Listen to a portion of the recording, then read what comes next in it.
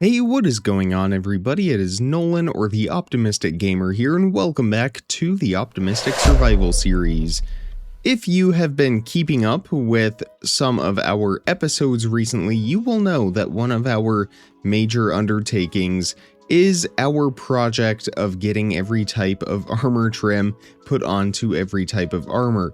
Just on the other side of our trading hall there, we have our monastery building where we are actually focused on, at the moment, crafting all of these different types of armor and acquiring the materials that we need for it. And just as a side note, I have once again spent some more time searching the caves for some more diamonds. That seems to be my go-to task off camera, as I can just put on a YouTube video or something like that and mine for diamonds with night vision potions. So I think I got another half stack or so we are doing pretty well. But if we head over to the monastery, in here we have calculated some of our numbers for the amount of diamonds that we will need. 77 stacks of diamond blocks. The reason for that is we need lots of diamond armor to turn into netherite armor, diamonds to trim our armor with, and of course the most expensive thing of all of this, duplicating enough armor trims to be able to do that for every piece of armor. 3.75 stacks of every trim, and that has not yet been updated for the new copper armor as well, which shouldn't be too much more expensive, but we will definitely want to factor that in. But just because we need 77 stacks of diamond blocks doesn't mean we have to go mining for all of them. That is just the amount of raw diamonds that we would need if we were doing this from scratch. But we are not doing it from scratch. We already have a handful of diamond helmets, chest plates, leggings, and boots, primarily from End Cities and Ancient Cities. And over here, we have also found a handful of armor trims as well. I think our most abundant being the Spire armor trim, again, from End Cities, as I needed some more shulker boxes, so I raided a handful of those. And while it is nice to stumble across these armor trims out in the wild, it is not necessarily the most efficient way to obtain them. We can craft them and get the amount of diamonds we need much quicker than we can set out and find some of these. But what I want to focus on today is this side of this project, the diamond armor, something that costs 24 diamonds per set, and we need 180 sets, well actually 360 sets, since we have to double it. We need 360 sets of diamond armor. That alone is 15 stacks of diamond blocks. If we can find that will definitely help us out, and I believe with the amount of diamonds that we already have here, and the amount of armor trims that we already have, which I think is 84, including the netherite upgrades, that puts us already 14 stacks ahead of where we need to be. So really, it brings it down to 63 stacks. Subtract the 4 stacks that we have back at the house, we are sitting at 59. Subtract 15 more stacks from all of the armor, and that puts us at 44, almost half of this original number, and that is much more doable just going out and finding them. So we are going to talk about some ways that we can expedite this process. Of course, I already mentioned one of them, which is finding it in loot chests inside of End Cities and Ancient Cities. The other one, however, and even more efficient than finding it in loot chests, is by trading with our armorers. Right over here we have 4 max level armorers that will trade diamond armor with us, and it's relatively cheap for our current setup. Of course, we have an automated stick farm happening in the basement below us, and we can trade those sticks with all of our Fletchers for 32 sticks for an emerald, which is a really good deal, and we can get a lot of diamond armor very quickly. But there is a way that we can get that armor even more efficiently, and that is what we are focused on today. Converting our villagers into zombie villagers and then curing them. That is going to be the main focus of this episode, something that we have not yet done in our world, and something that will also require us to change the difficulty of our game.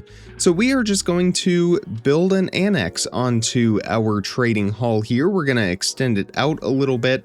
The zombie is going to be able to roam this entire length of the building so that it can convert any villager that we choose. And the way it will work is the villager will be 1 block down and 1 block back, or the zombie, excuse me, will be 1 block back and down from all of these villagers that we have here, and it will be able to roam across. However, we are going to make sure that we have slabs right here so the zombie doesn't see the villagers when we have them pushed up. But we will have pistons below this floor that will bring the villagers down if we want to activate them, and that will allow the zombie to kill them, convert them to a zombie villager, at which point we can turn them back. When we do that, we will see that instead of paying 27 emeralds for a diamond chestplate or 29 for some leggings, all of these villagers will charge just 1 emerald for us. But before we do all of this, there is one major caveat that we need to talk about, and that is the fact that once we convert a villager back to its normal state from a zombie villager, they will no longer be able to do that again. We can't repeat that cycle and get 1 emerald repeatedly for all of these trades. However, we have virtually an infinite supply of villagers over here at our villager breeder, so much so that they're kind of glitching right here. We have reached the... oh, well, that's awkward. We're just not going to talk about that. Okay, just real quick, I want to clarify some things about this. While it is true that you can't reconvert a villager to a zombie villager to get a lower trade, once they have been converted, those trades are locked in for life. So we will always have the 1 emerald trade for the armor, but if something was reduced down to, say, 5 emeralds, we couldn't turn them into a zombie again to get that trade to be even cheaper. I talk about this a little bit later in the video as well, but just know that I cleared all of that up. It is going to be 1 emerald for all of the diamond armor for each of the villagers for life. We won't have to convert them again. We won't have to kill them and get new villagers. It is locked in. Alright, enjoy the rest of the video. But once we decide, should we decide that we are through with all of these villagers, the armorers, we really only trade for the diamond armor at this point. There's not really anything else for us to trade with them, although this trade has caught my eye because we have an abundance of iron. But I digress. Once we are through with these armorer villagers, we can go ahead and remove them from our trading hall and bring in some fresh ones and go from there and repeat that cycle. Our other option, of course, is Hero of the Village. If we go and complete a level 5 raid at a distant village, then we should get a pretty hefty discount as well. I think we will start with that, see how it goes, and then work on the zombies. So I will be right back with Hero of the Village 5, and we will go from there. Alright, I have returned from our hero's journey, picked up a couple of totems of undying while I was at it, but more importantly, Hero of the Village 5. Of course, all of our villagers are going to start throwing items at us as gifts. That is not the important thing though. What I want to check out now is the heavily discounted, almost 50% off, in some cases more than 50% off prices for all of our armor. Again, it's not perfect. Oh, and there we go. We are already getting loads of goods. I'm gonna put some of this stuff into the chest here so that we can clean up our inventory a little bit. Those pistons and redstone we will use a little later on. But while we have Hero of the Village, we might as well take advantage of this. Again, we can only cure a zombie villager once to get the good trades. We can cure them as many times as we would like, but we will only get that 1 emerald for everything trade one time. So while we can, we are going to take advantage of these trades, which will yield us, again, a lot of diamonds. That is 72 diamonds right there, and we can do that 3 more times. And of course, they will refresh their trades as well, so we are not limited to doing this just once, and there is also no limit to how many times we can have Hero of the Village. And the Hero of the Village effect obviously lasts for quite a bit of time, so we can really take advantage of all of these trades. But as you can see, just to fill up 2 shulker boxes, it took us an entire stack of emerald blocks, whereas if that was only a 1 emerald trade, we would get that for a lot cheaper. And they are throwing chainmail armor at us, which is not particularly useful to us anymore. It would have been if we were still trying to get it. But we have over 300 diamonds worth of armor right here, or about a half stack of diamond blocks. Again, what took 3 hours of mining to get, well, maybe not a full 3 hours, but definitely a long time. What took us a long time to get in the mines, we got in the matter of minutes. And that is why we are taking advantage of these trades. While we have Hero of the Village, I might take advantage of the half price stick trade as well. Well, I have taken advantage of that as much as we are going to, but as we can see from all of these shulker boxes, it is certainly worth the trade, and that is just with the Hero of the Village discount. Once we get them down to 1 emerald per trade, it is going to be even better. And we can see they are sometimes restocking, although we may have to just go ahead and buy some other items so that they restock on that armor. But now we are going to start working on all of that. And again, we are just going to build an annex adjacent to our trading hall right here, and I think we are just going to initially start with the armorers and then expand as we want to. The farmers could offer some pretty good trades, and of course we have an abundance of wool that would benefit if we did the Fletchers as well. But again, armorers for now, so let's go ahead and grab our pistons and our redstone. I don't know if I grabbed slime or not, but we are going to want to make those into sticky pistons. Alright, there we go, 64 sticky pistons, and we're going to want some extra blocks as well. I think we will just grab a stack of spruce logs and use those. So to start, we need to place down the blocks that will go underneath the villagers, or the sticky pistons that will go underneath the villagers. So we're just going to remove this part of our building here, and the villager is standing on this block right here. So that is what we are going to want the sticky piston to interact with. Of course, we want it to be able to pull, so we are going to want to leave a gap, and then when it extends, we can even demonstrate this real quick. Let me get out our redstone chest.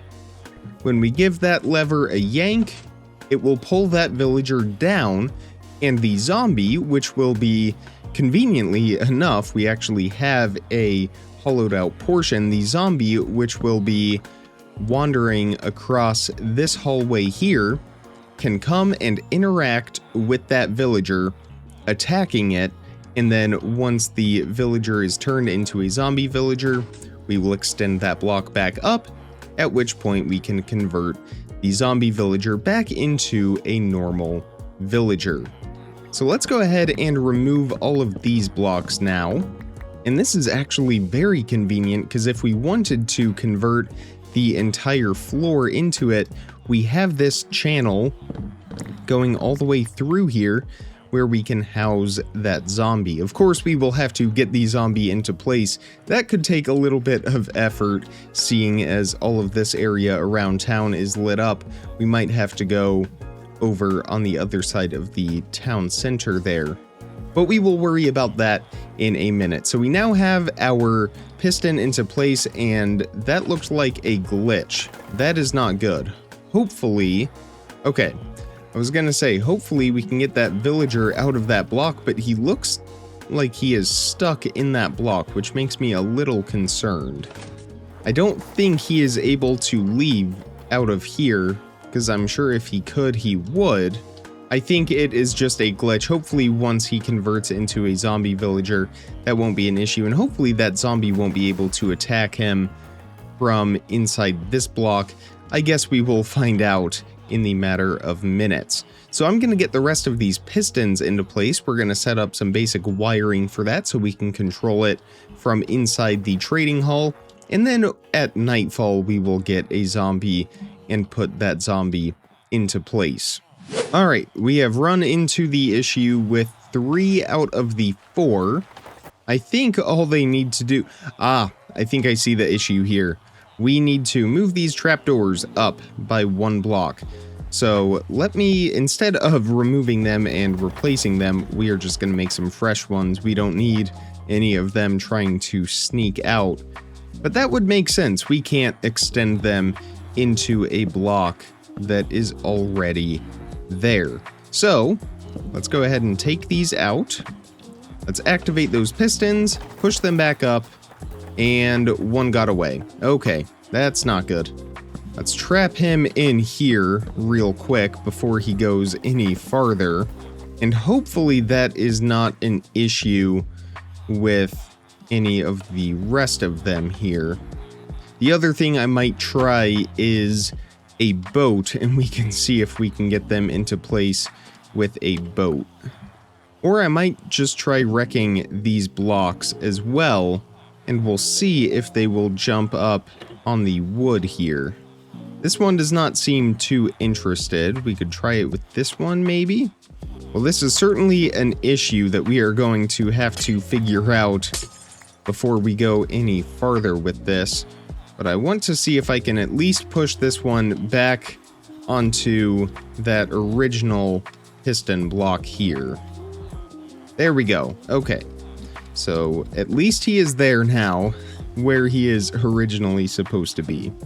So we're going to flip these trapdoors back down. There's a few different things I might try at this point. If we place a trapdoor right there, let's see if that will do anything. It did not. He is now inside of the piston. So that is not going to work. I think I'm just going to have to remove these fences here and let them jump up like that. And they are escaping. That's not good. Alright, let me see if I can get over there real quick and block that off. Luckily, I don't think they will jump down here, so we should be okay. Alright, so that is sealed off at least. They are not going anywhere from here. So I'm going to try to get these guys back into place, and then hopefully we will have a fully set up and functional mechanism for those villagers. Okay, so they are all back in their original places. The trapdoors are 1 block above their heads, so now hopefully, as long as the redstone is connected properly, when we activate these pistons, I don't know why that is the only one dropping down. I see the issue, and that's not really gonna work, is it? I think we're gonna have to do full blocks next to these, or if we make this a little bit easier on ourselves, we will just do a trapdoor right there, one right there. We'll nudge this one over a little bit, one right there, and let's get one more put in right there. So now they won't be able to move side to side. You are gonna have to leave. I don't know how you even got in here or what you are trying to accomplish, but that's just not going to work. And we'll do a slab right there. Now they should only be able to stand on that block. The pistons should raise and lower all of our villagers in unison. There we go. It took the long way to get there, but we finally did. Now all we have left is to get a zombie into place, name him with a name tag so he doesn't despawn, or if we can find one that will take an item, that could work as well. We might just opt for that, since we are going to be switching the game into hard mode, and I do intend on staying in hard mode. It is day 1927 in our world. I think it is time that we switch it over to hard mode. It's also episode 128 if I'm not mistaken, so we've been at it for a while. I think we are ready to make that change. So let's go into our world options. We will go difficulty, hard, and we will leave it on hard. We could even lock it if we want, although sometimes I make creative copies of the world and prefer to have it set to peaceful while I'm building and things like that. I'm fairly certain I would still be able to change it, but I don't want to lock that just yet. So now we will wait for night. We will lure a zombie into our hallway over here, and I think the easiest way to do that will just be making a bridge. We will run into here, we will place down a block right there, and we will exit over on that side, and the zombie will be trapped in here. After that happens, the zombie will be able to attack all of the villagers as soon as they drop down, and we will have a working zombie villager system. Again, one-time use for curing them, but infinite uses for the villagers that we want to bring in here and replace these current ones. And while we wait for nightfall, I'm going to start moving all of these shulker boxes over to the monastery, where we can begin disenchanting all of the different armors and put them into the chests. Alright, it is nighttime now. Let's see if we can get a zombie into place. Of course, we want the zombie holding an item so it doesn't despawn. So let's see, first of all, if we can find one out here. Alright, we've got our first candidate. Let's see if he will pick up an item. We'll throw an oak slab at him. And he doesn't seem all that interested in that. So we'll go ahead and dispatch that zombie and find another one. We do have one over here that's wearing armor, looking a little stylish. Maybe he will pick up an item. Same thing with him, not interested at all. Alright, there we go, we got one. He is holding our oak slab. Let's bring him around. He's nice and close for us as well. And not really any other mobs in the area, which is quite convenient. Except for one friend that he has called for backup. Hopefully we don't have any others. And I think we might actually just do a staircase right here and exit out by the villagers. That way he doesn't chase us down this corridor. So we'll want to block off behind him. There we go. And we'll do one more right there and go ahead and close him in. So he is now trapped in here. He will not be leaving, and we can just make sure that the sides here are sealed off so that he can't go too far. And there we go. We have trapped our zombie successfully in the trading hall. So let's go ahead and get this repaired and cleaned up a little bit. I shouldn't have placed that log like that, but we can go ahead and swap that out real quick before he escapes. We'll just get all of this stuff tidied up. And there we have it. We have trapped our zombie successfully. He can now go in and kill all of those armorers, or not kill, but turn them into zombie villagers, and then we can cure them and restore them and get a 1 emerald trade for all of that armor, as long as they are still selling it. That is the big thing that we want to make sure of, and it looks like they are still at a discount, just not nearly as much, but they have restocked, so I'm going to convert them, cure them, and then we will see how much armor we can get. But now we have our golden apple, our weakness splash potion. Let's drop our villagers down. That zombie will start to attack them. Alright, I think what we need to do, we will raise them back up real quick. There's one more change that needs to be made involving some slabs. Lots of trial and error with this, but that's okay. I thought about building a entirely new structure for this and have a separate area where we just have the converted zombie villagers, and we might eventually end up doing something like that. But for now, we are just going to utilize this space. But what we need to do is give them an extra gap here. So we are going to just remove these blocks and replace them with slabs. Do we need to go one more? I think we do. And we will just go to the inside and replace those blocks with slabs, because I don't think the zombie has nearly enough room to attack the villagers. But timing-wise, I think this actually works out in our favor, because I don't want to start the process of this until it is evening. That way we can maximize the trades. There we go. So now when we drop that down, there will only be a half slab keeping them in place. And then I want to make sure all of our chests are set up and ready for when it is time to start trading with them, because we are going to need them, and we are currently out of shulker boxes. And you know what? I don't think it matters all that much. Let's go ahead and convert these villagers now. So they should start getting attacked here by that zombie. Well, maybe. Now what's happening?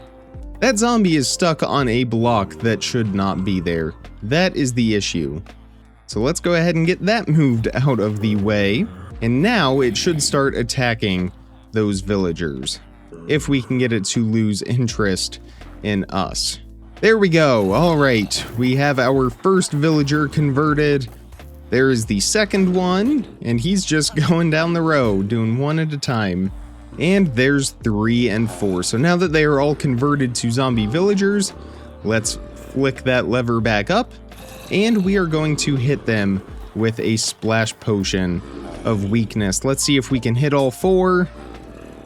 Alright, so that one was hit. Yes, all 4 were hit, and we will begin the conversion process. So in about 5 minutes, we will have ourselves some converted villagers, and I see 3 out of the 4 have picked up some of our building blocks in the process. That's okay.